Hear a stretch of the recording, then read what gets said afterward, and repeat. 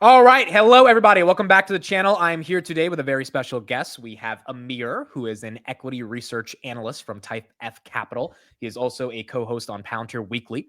And we're here to talk about a stock we've been covering for the better part of 4 years now, which is Palantir. Amir, thanks for being here. Always a pleasure, Amite. Thank you for the great introduction. I've never actually been referred to that before, so that's interesting. I was just reading off of your tag on StreamYard, so I was like, okay, this is perfect. Yeah, when I heard like "hello," everybody's like, "Oh shit, are we live now?" Like, no, it's a recording. Yeah, it got me hyped up there. Yeah, all of Amir's Twitter's, socials, YouTube's, his typefcapital.com, all that stuff will be in the description, so you guys can check him out there. But I want to spend the next 40 minutes kind of just discussing Palantir earnings, and then an article that he wrote that went a little bit viral on Seeking Alpha discussing how you could justify numerically Palantir's valuation at these levels. Amir is someone who is very deep into the DCFs, the valuations, trying to understand and get a broader picture on how the numbers make sense. So I think that'll be an important discussion. First question for you, Amir, is just what were your raw takeaways from those earnings, and was it kind of an inflection point for you on Palantir? I don't have complete thoughts. There are some one-offs in the income statement that we like the statement of operations that we don't have clarity on because Palantir.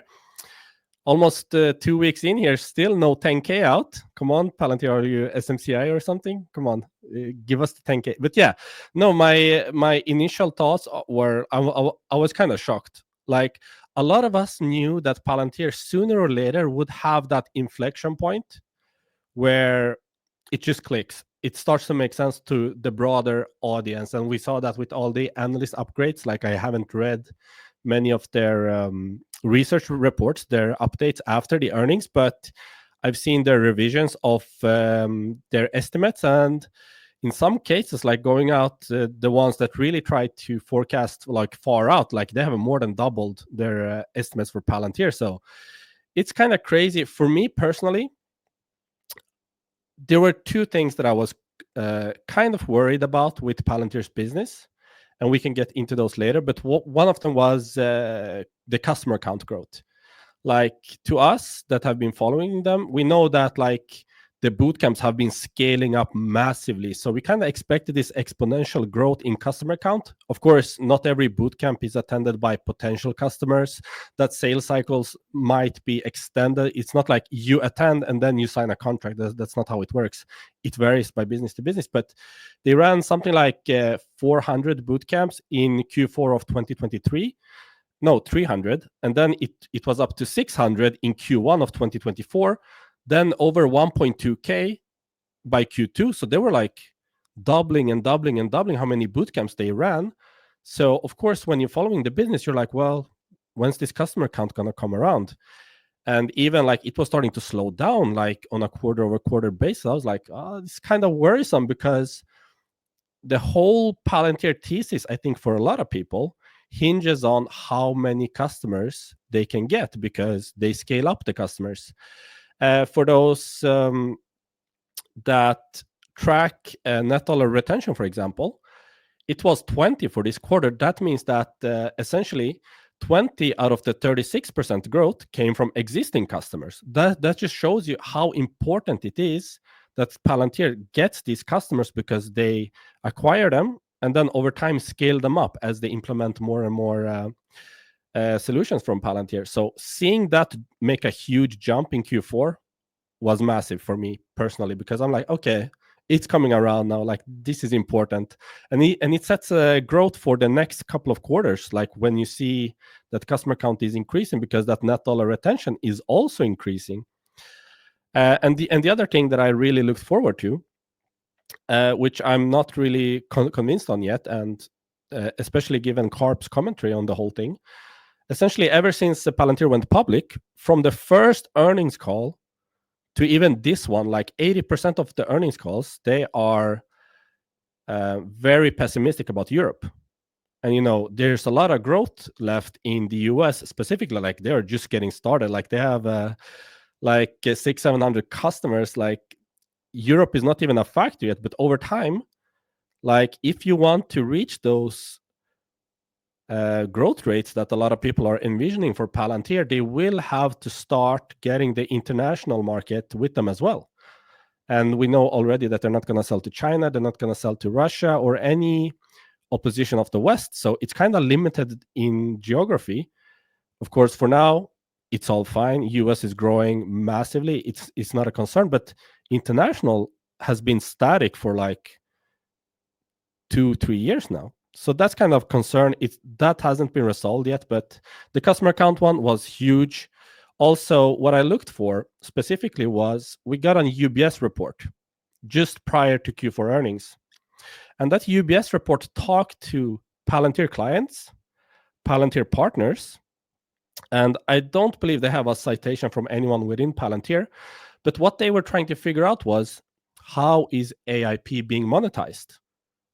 And that was not clear to many of us, because famously Karp came out and said when AIP launched, like, we have no pricing strategy. We're just going to take the whole market and we'll figure out the rest later. But this UBS report came out about a year and a half from the AIP launch. And it outlined the business model. Basically, they are charging for AIP. And we're seeing that in the numbers, like the net dollar retention rate, the sales efficiency, stuff like that. But what this report said essentially was AIP is usage-based. So some businesses, they might only implement one use case with AIP. That's not going to bring up their bill, like their invoice from Palantir, by much. Like it might be a couple percentage points. However, for those businesses who want to implement AIP across their whole business or even power their business by AIP, like we can see 2 to 3x the invoice from those customers. And seeing like, okay, you are charging them this much for Foundry, and just by implementing AIP, you can see 2 to 3x that invoice, which is massive. And that's also why this whole like acquire, expand, scale philosophy that Palantir used to report on, like they used to have these cohort growth slides in their presentations that they have since removed. But that really brings it back to like the core of Palantir's scaling mechanism, where you acquire a customer, you prove your value. Like the first two phases are like at a cost for Palantir, or they used to be. I don't know how it's now because they don't report on it. But acquire and expand phases usually were like, well, we'll do a demo with you, we'll lose money on it, but during the scale phase, like the final stage, that's when we really start to charge you and make a lot of money. So basically the whole thesis has been acquire a bunch of customers, prove them like how much value you can provide, have them implement your products across their whole enterprise, power the whole enterprise. It doesn't matter which industry, like Palantir is really industry agnostic. You can do everything from finance to logistics to hardware to like you name it. Like you can implement Palantir everywhere. And when you prove the value, and then you just start to scale up within the same business. So that's why customer account was really, really important to track for this quarter, and seeing that net dollar retention rate increase, because it shows us that AIP is actually being charged for. And if you look at the net dollar retention rate over the past quarters, you can really see that after Q2 of last year, oh no, well, it's 2 years now, I forgot it's 2025, but AIP launched somewhere Q1, Q2 of 2023. And after Q2 of 2023, you can just see that net dollar retention rates start to increase. So I think that's mainly due to AIP, and we're starting to see the benefits of that. That's why we're reaching these like amazing growth rates, because they don't need to grow that much from new clients when the net dollar retention rate is already like 20%. So it's massive. I thought kind of long answer, but that was really my main takeaway from the earnings, like seeing, okay, are we getting the payoff from AIP? This whole AIP build-up, is it starting to pay off? And I think it is. So, no, I thought that was a really good answer. And that gets into the heart of what the scaling challenge has been for Palantir, which is that they need more customers and they need to monetize and upsell the existing customers they have. I want to talk about top line revenue growth. Did you think they would get 36% growth? And how surprised were you when you saw that number? No, not for Q4. Like, I don't think, like, we had this live stream and we all tried to like put our guesses in, and we all seemed aligned around 30-31%, maybe 32, like if they have like a blowout quarter, and then they come around like 36, and 36 actually paints a grimmer picture than what reality is, because if you remove SPAC and only look at their organic growth, like ex-SPAC, they've actually been growing at 30% plus for 3 quarters, and for this quarter it was 39%, so almost 40% year over year for this quarter. So yeah, I think it surprised everyone. It certainly surprised me, but in my projections, in my valuation for Palantir, I have them growing a lot. So this had to come sooner or later. I just couldn't pinpoint when exactly. So yeah, definitely a pretty stellar quarter. And keep in mind, for 2024, all the comparison periods were very weak. Q4 had a pretty tough comparison period. Like Q4 of 2023 was great. Yeah. So this 36%, it's not like the comparison period was like really weak. No, they had a great Q4 the period prior. So amazing. What did you think of the full year guidance for 31%? I mean, we got the magic 30 number, which is good for SaaS companies, but do you think they're sandbagging that heavily? No, I never pay attention to guidance from Palantir. They always sandbag. And the key reason for that, why they can sandbag, is because Wall Street analysts have really low expectations of them. Like prior to this quarter, the average year-over-year growth rate for 2025 was like 26%, 27%, the Wall Street consensus. So when you put up like, a guide for 31%, you're blowing them out of the water, even though like 31% is pretty like timid, like pessimistic, one could say. So they don't really have to overpromise anything. Like they can just 31%, and it's still like above every Wall Street analyst. So, and that includes Mariana and Dan Ives, that have been super bullish from what I've seen. I haven't seen their latest reports after Q4. Maybe they've upped that by a lot, but yeah, even like Mariana, that has like $120 price target, Dan Ives $120 price target, like even they didn't see like 31% for this year. So massive. Okay, so let's talk about valuation now. You are someone who deeply cares about the process of valuation and trying to figure out what steps are needed to tell a real story about a business. Palantir is trading at a $265 billion market cap. It's at $116 right now. You've got a lot of people coming out saying that the valuation is insane. It's absurd. There is no way you could justify it, and it's just not sustainable. You had a really good article come out kind of making the case for why there is a way to justify it. So in a nutshell, what is that thesis? And then we'll get deeper into how you get there. So let's first address the most common criticism of Palantir. So when I say valuation, I subscribe to like the business school of NYU Stern, like that Aswath Damodaran teaches, like where you look at the growth, cash flows, and risk, and not valuation in the sense that most common is referred to like price to sales or price to earnings, which by the way, as at the time of the recording, Palantir is trading at 103 times price to sales and 630 times price to earnings. Now, no one can debate that those numbers are like massively expensive. Like the word expensive, not overvalued, because they don't really refer to value. They are just pricing current results or near-term results based on Wall Street analyst projections that we know have been off. And the way one can think of it, like the layman, is like PE or price to sales. Think of it as if you just planted a tree, like it has barely any branches, like there's barely growing any fruit, and then they yield like 1 year out.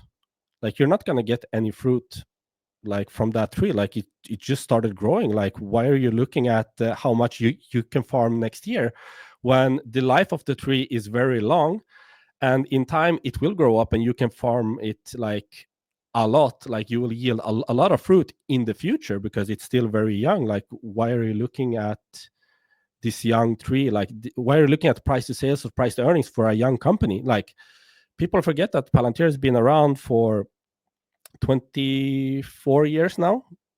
It's still a young business. Like they just now turned profitable. They've been cash flow positive for a while, but they just recently turned profitable, like in relative terms. They just now have this scaling mechanism in AIP. Like they just now are getting the word out that even exists. Like 1 year ago, even. Well, if you ask, like, what is Palantir? People don't know. Even today, after Palantir ran, if you go to a random person on the street, like, what is Palantir? They have no idea. It's still a very, very young business. And looking at price to sales or price to earnings for a young company makes no sense to me. And that's essentially pricing the business, not valuing it. Valuing it is the process of looking at growth, cash flows, and risk into the future and seeing, like, what am I buying? And this is a process that has been done for like centuries, like 5-6 centuries. If you go back to like the 1500s, like people were buying businesses based on expected cash flows from that business. So this is nothing new. This has been around for a long time, predates DCFs, all of that. So yes, I do look at, for every business, I'm not saying everyone should do this, of course. It's just the way I do it because it's what makes me comfortable buying a business. Is I would like to buy it for less than $1 and get that dollar. So basically buying it undervalued. So for Palantir, it's been up and down. 2024, it had a gigantic rise, which has made it pretty unavailable for me to purchase actively. But now, even though my fair value for the business is now around $65 to $70, you can actually make a case where Palantir is worth over $100 per share without like being overly super bullish, like delusional, as some people would tell you on X. You're like, this is the biggest bubble I've ever seen in the stock market. This is crazy. You people are delusional. Like, well, whatever they might call you for even looking at Palantir over $100 per share. And you don't even have to think very far or to even conceptualize this. So if you ask the layman, I'm going to ask you, so you pretend that you're like the average investor, you're not this super Palantir bull. If I told you, would it be a fair assumption that Palantir can grow at 30% for 10 years? Is that like a fair assumption in the general public's eyes, would you say? That people that know that, yeah, this is an important company, and you told them, yeah, is it reasonable that they would grow at 30% for 10 years? I think also if I knew Palantir was an AI company, it would make it easier to say, yes, this is going to happen.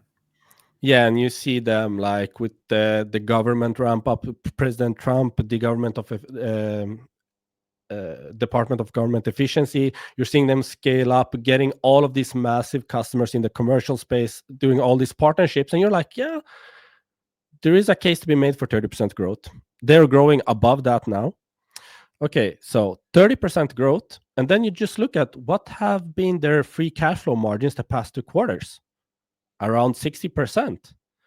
If I ask you, even as a Palantir hater, if I ask you, okay, why would their free cash flow margins decrease when they're getting increasingly efficient every quarter that passes for the past like 3 years? So no one can reasonably make an argument that Palantir's free cash flow margins will decrease. They're like, well, where will it come from? The business is increasingly getting more efficient.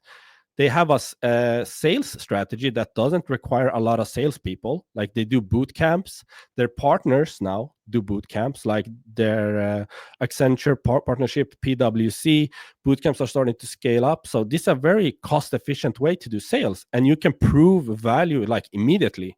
Like this, like 1 to 3 days, like 6 to 9 potential customers on average.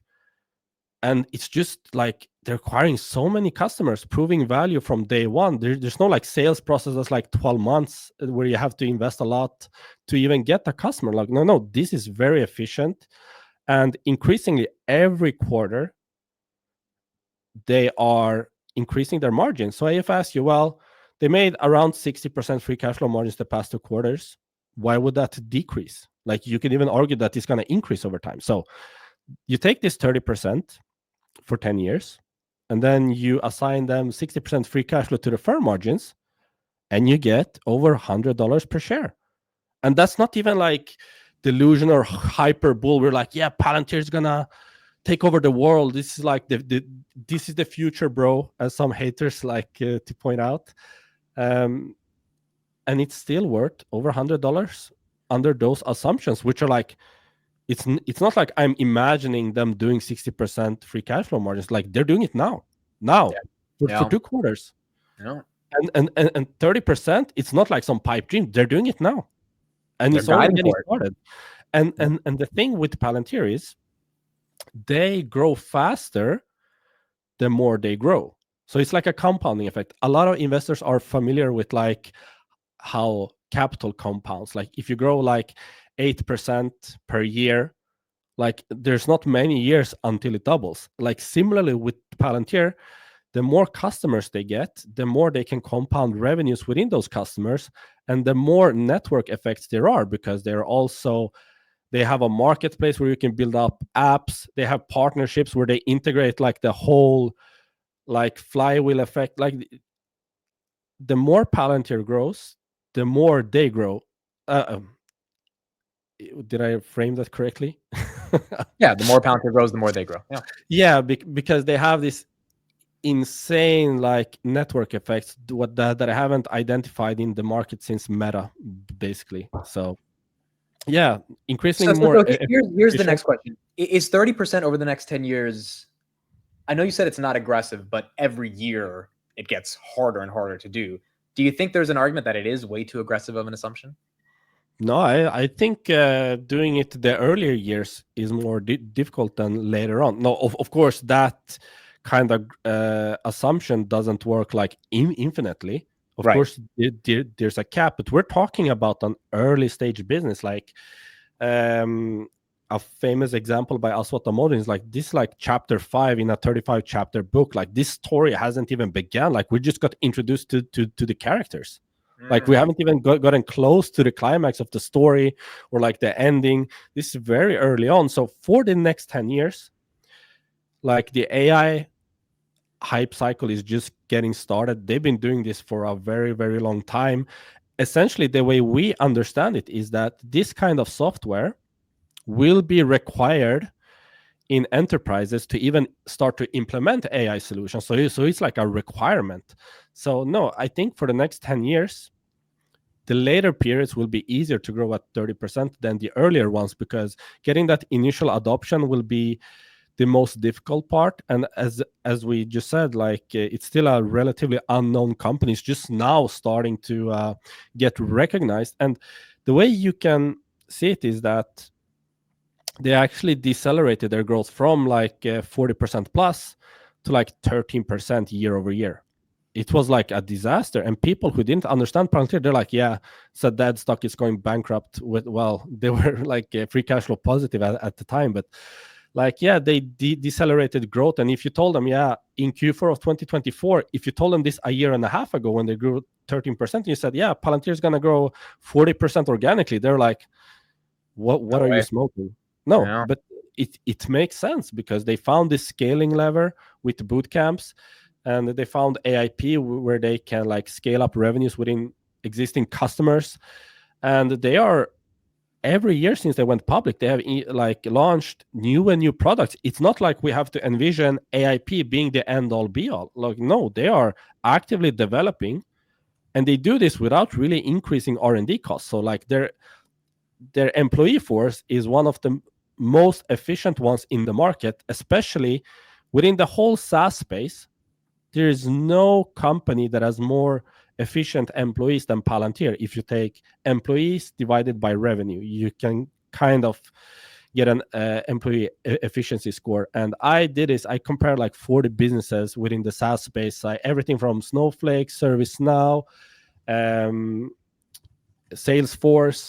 Datadog, Alta Vista Networks. Like I went far and wide, and Palantir is just in a league of their own. So I think this is just the beginning. So no, in envisioning 30% is not difficult at all. Can we talk about DOGE? Is that going to happen? Is that going to be a thing? And how does that affect your valuation model from a story perspective and the numbers? We did get an update today right here that 2 senators, one is Democrat, one is a Republican. I don't know if you saw this news yet, but this happened early in the morning. Yeah, they disclosed that they bought 15,000 a Palantir, not a ton of money, but still the fact that they're buying it, I don't think these guys know about the ontology. I don't think these guys know about PE or price of sales. I think they know that Trump's in office. He wants to make the government efficient, and Palantir keeps coming up. What is your thoughts on Doge? Is that Nancy Pelosi following you? That is a Pelosi tracker. It's an app. Yeah, I know. No, it will definitely benefit Palantir. Even if you go back to their earnings calls, they got this exact question, like, is this a net benefit to you? And they're like, yeah, of course. The only thing that has like halted our growth historically within the government is that like it's been so corrupt, more or less, it was their answer. But like the more regulated an environment is, the better fit it is for Palantir. Like it is so customizable that it can really like be implemented far and wide, like across the government, with this strict security, these strict regulations. Like they were in the, like, not only Europe that is overly regulated, and they are there now, they were like within the German police, like extra security. They have security clearances. Like they can adapt their solutions to fit in within any environment, and no one can really compete with them. Like, first of all, they have the security clearance for like top defense contracts, but even like something like Doge, where they need to find efficient ways to track fraud. Like Palantir is founded out of a fraud tracking system at PayPal. Like that was the beginning of Palantir. They built this system, Peter Thiel and co. They built this like anti-fraud system at PayPal, and then we're like, no, this is amazing. So they took it out and formed Palantir around that. And then they had like, we're not going to get into the whole story, but like that's the core of like Palantir's founding. So I definitely see, and it has been hinted at from Doge that, well, Elon Musk has been really hyping up Karp. We know that the AI czar within the government is David Sachs. He owns Palantir. We're starting to see the corrupt politicians start to buy up Palantir to enrich themselves. I think they know what's coming. But no, like Palantir should have already been implemented far and wide. And I can just quickly check, like people often talk about Palantir being in the defense agency. But actually, if you had to guess, how many agencies do you think currently have Palantir within the US government? And this is as of Q4. 30? Well, no, it's 15, so half that. So sorry to burst your bubble, but I mean, Department of Health and Human Services, Department of State, Department of Treasury, Department of Transportation, Defense, Homeland Security, Agriculture, Justice, Veteran Affairs, Energy, Exchange, like they are pretty well. Yeah, they are like everywhere within the government already. So yeah, I expect that to continue as they strive to become more and more efficient. I expect Palantir to be there and get a lot of those contracts. Now, some of this low-hanging fruit, by the sounds of it, the US government is so legacy that they make like Warren Buffett's portfolio look like high tech. Like, Elon just came out and said, like, yeah, only 10,000 people can retire per month because this is all done by paper, and you have to take a elevator down a mine that was built in the 50s, and everything is filed by hand. So this is limited by like how fast the elevator can go up and down. So only 10,000 people can retire per month. And you're like, what? The US of A? Only 10,000 people can retire? So just like just crazy stuff coming out. And when Elon initially got like the task, one of the first things he said was, well, no agency can pass this audit because they don't have computers that are capable of even like transactions. And you're like, what? Like, it just sounds so crazy. So yeah, I expect Palantir to be there throughout the process. Like all the key players are fully aware of Palantir's capabilities. Whenever there comes a new tender, new contracts. I expect Palantir to be there and bid. Like as I said, this low hanging fruit, maybe Palantir will lose some of those contracts because they are quite costly, and depending on like what the government contract stipulates that they need to fulfill, maybe Palantir won't be the cheapest solution to do like some of the easier stuff, but like for the main bulk of the stuff that will be required over the coming years, I think Palantir will be there. Yeah, I think that's fair. And I think that if they are part of the main bulk of what needs to be done, that's a level of growth I don't think the analysts are expecting. And I definitely don't think they've shown that type of exponential growth on the government side. I mean, it's got a lot better, but Q3 2022 was bad, so we are leaps and beyond away from where government growth was 2 years ago.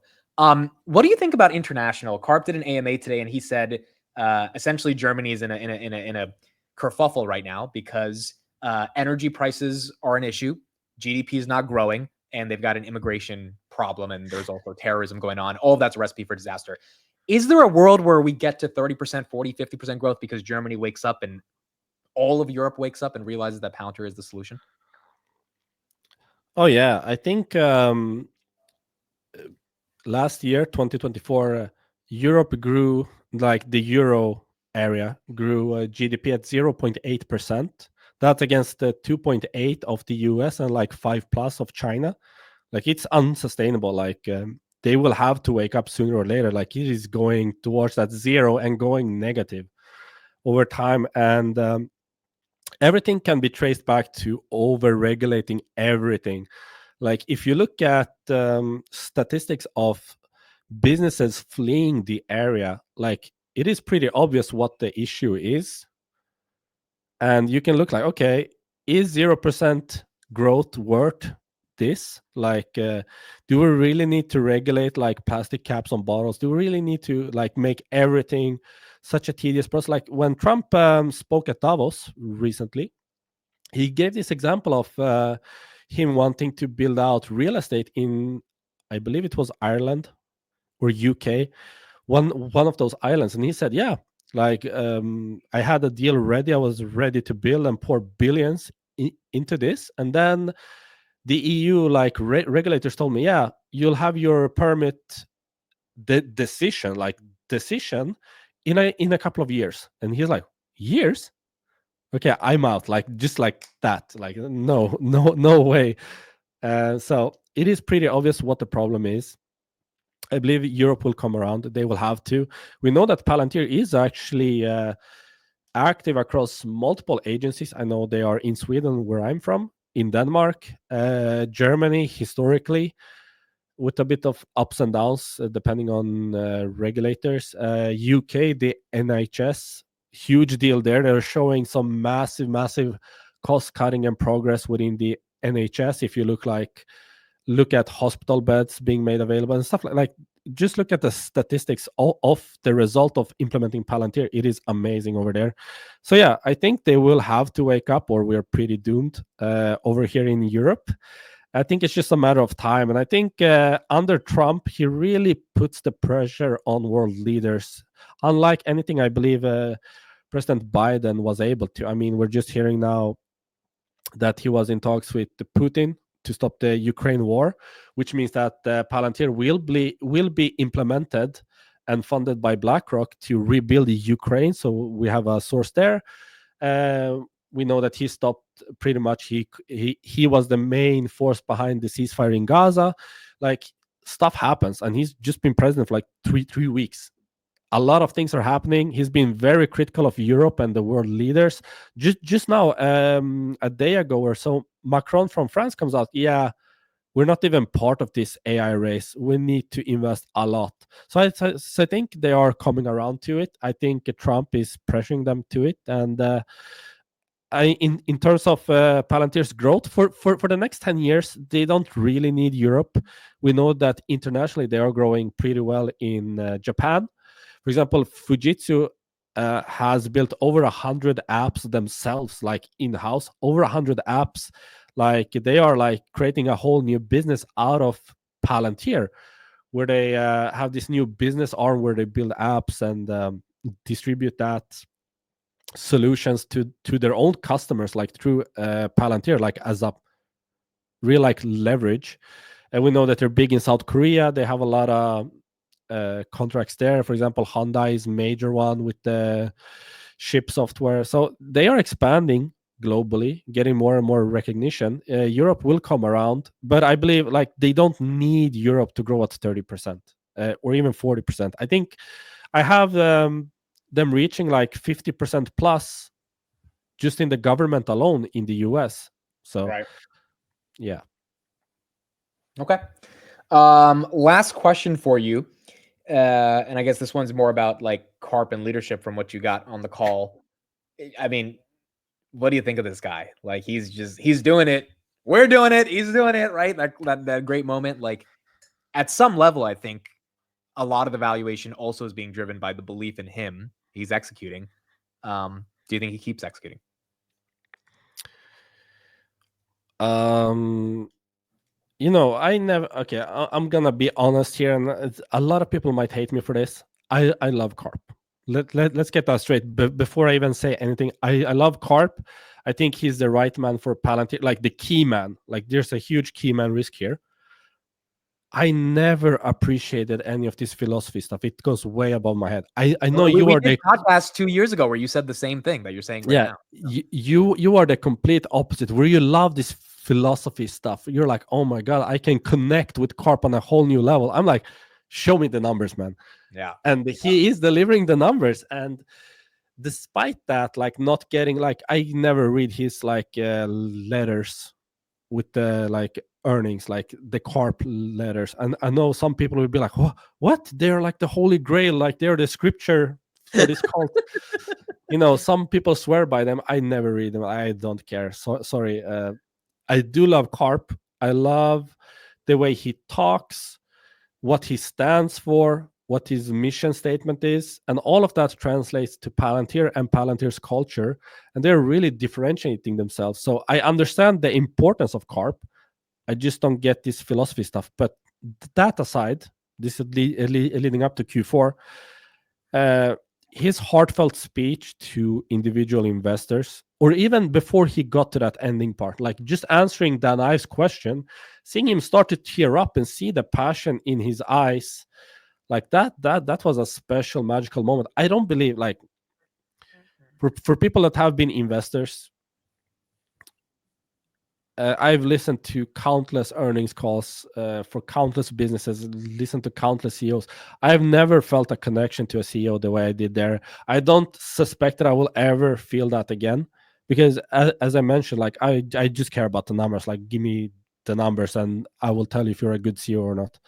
But I really like felt like, oh my God, like he's speaking right to my soul. Like it went to my heart there, and that was really a magical moment. I don't believe we will ever be able to replicate it, and if there is someone that will be able to, it's probably Karp. It's not like a one-off thing where he's like, yeah, we're doing good now, so I'm gonna one up my homies, they're the retail investor. No, like he's been all for retail from day one. Like he's like, the only reason we even did a DPO and didn't take the bankers money is because we care about you. Like he's been if you like look up the word authentic, you will find Karp there. Like everything he does, it is special, it is different, and he's finding ways that work that are so unconventional, so out of the norm, and it just works for Palantir, and it translates to the culture. He's been able to hire some of the best people in the world. We can see that when we go to the numbers. So typically, speaking of valuation, people are like, well, how can you quantify Palantir being the best business in the world? We're like, of course you can. Like you can tell that story with the numbers. And you're like, Yeah. how can you quantify Karp being the best CEO and hiring the best people? Like, yeah, it quantifies right back into numbers. People are like, you can't look at a business like Palantir in the spreadsheet. You will never be able to invest. I'm like, I invested in Palantir. I invested in Tesla. I invested in a bunch of businesses by looking at that spreadsheet, because our valuation isn't a DCF. A DCF is just a tool, like to tell a story. Like if Right. you just like, yeah, this business is gonna grow 30% at this margin, what's it worth? Like That's not a valuation. That's just an Excel exercise. A valuation is when you have the narrative, and that narrative is reflected in the numbers. Like if I point to that year and I look, why will Palantir reinvest this much in this year? If you can't answer that, then you don't have a valuation. Like you need the narrative as much as you need the numbers. Like they go hand in hand. It's not like separate. So that's one thing I want to clear up. Like, yeah, Palantir, Karp, all of that is showing into the numbers, and I expect that to continue to show because my valuation, my narrative reflects that. And it is, I wouldn't say it's the best business in the world as of how much I understand now, but it's certainly the most unique one and the most misunderstood one. Like to this day, I don't believe a lot of people understand how strong the government business will be. I mean, you know this. We've been talking about this on Palantir Weekly. I've talked to you about this on X. A lot of people who follow me know how much I appreciate government. And when government is growing like 5% year over year, people are like, you're out of your mind. I'm like, you guys don't understand. And then from that 5%, it grew at 12, it grew at 25%. Now it grew at 40%. Yeah. Now it increased again to 42. I'm like, are you starting to get it now? And I still think a lot of people like they don't get Palantir. I don't get Palantir. Yeah. Like we started the call with, did you expect this? I'm like, no. We're learning more and more. All of us, university, none of us expected it. Yeah, like we're learning more and more every quarter. This business is not standing still. It's still early in the story, as I mentioned. That's why don't get caught up looking at some price to sales or PE. Value the business if you want to value it. Go ahead, but a valuation isn't looking at the PE like, oh, I can't touch this. Like you will miss out on great businesses like Palantir if you do that. So be careful with that. Is my It's not my recommendation, but it's my inner thoughts, and don't sue me. Yeah, I don't know what to say. I don't know how to defend myself. Yeah. All right, Amir, equity research analyst at Type F Capital. I will put all of his stuff in the description. You guys can check him out. And yeah, dude, it's been a fun ride, and I guess we will further continue this journey on the next earnings for Palantir. Yeah, awesome. Thank you so much, Amit, for having me on. Talk a bit of Palantir, and make sure to catch us on Palantir Weekly, where we talk more Palantir. All right. Thank you, everybody. You can follow Amir on Twitter and his YouTube in the description. I'll see you guys next time. Bye. Bye-bye.